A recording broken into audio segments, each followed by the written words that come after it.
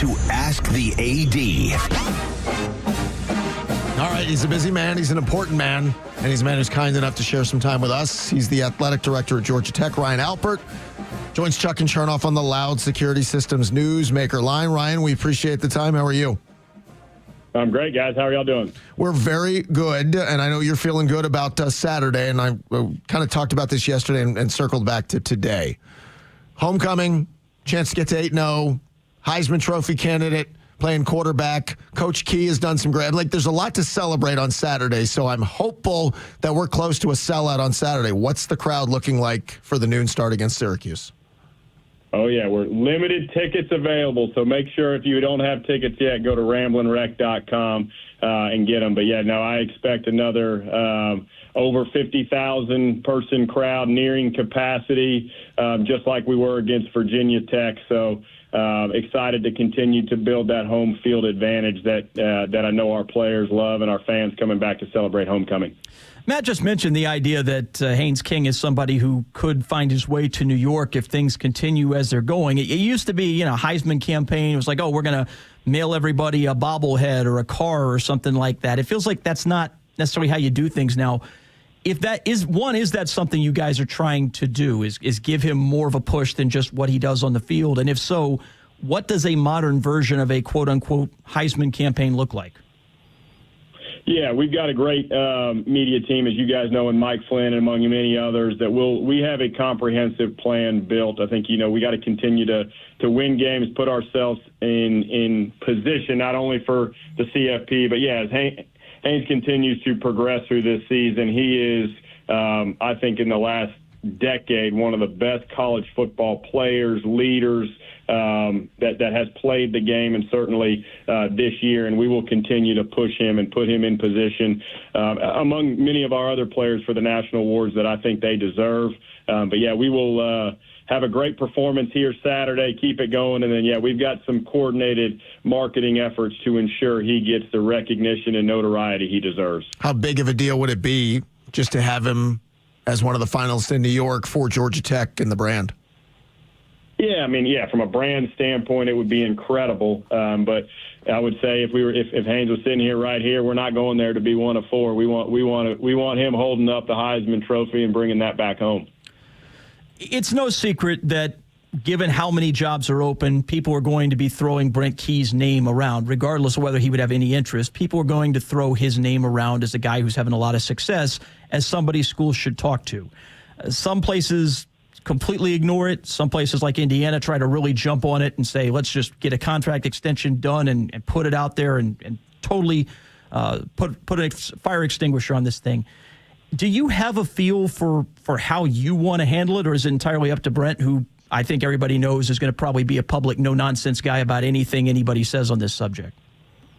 Yeah, well, I appreciate it. At least you waited to question 3. I appreciate you. Yeah, absolutely. We watch the national landscape as a critical component that we observe, and you always want, if your coaches are performing, no matter if it's Brent or our tennis coach, golf coaches, if they're performing at a high level, their names are going to be out there. And so our approach, Brent and I are locked in step. I think he's made mention. He wants to be here. He wants to win a championship.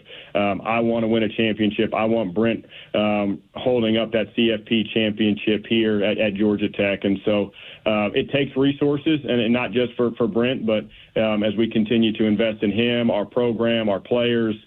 So we are locked in step in building a plan for the future, and want him to be our head coach for a long, long time. Ryan Alpert, Georgia Tech athletic director, with Chuck and Chernoff on the Loud Security Systems Newsmaker line. Now, you can tell me you don't pay attention to this stuff, and I won't believe you, but we'll part ways amicably. But when you do hear people nationally talking about Georgia Tech's schedule strength, how they're not deserving of their ranking, how it doesn't compare to others, what would your line be to those who, when we get down to it, maybe Georgia Tech's in a great spot that they're on the playoff committee's bubble? What would you say to sell the season Tech's had with the schedule?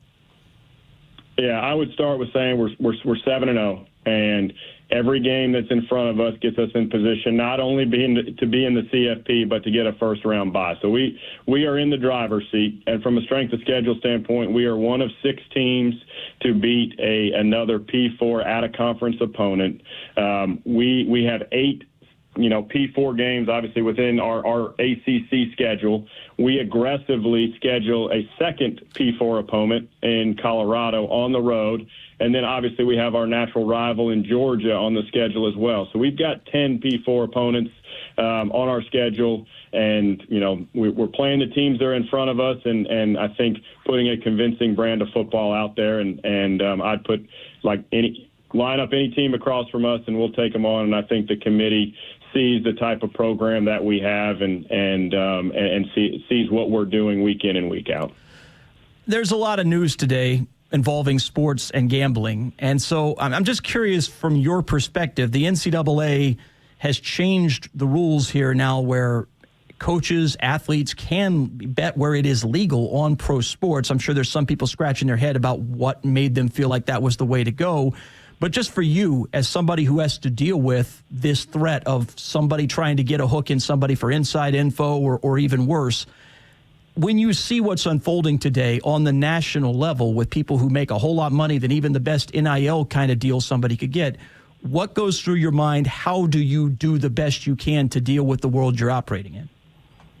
Yeah, I've got to support the national committee that ended up voting this in today. I know it was a very deliberated and topic that there was people on all sides of it, and I know they spent a lot of time diving into it. So I've got to support them in making that decision. But you mentioned it's a really, really challenging topic to manage on a college campus, especially with the injection of financial resources through revenue share.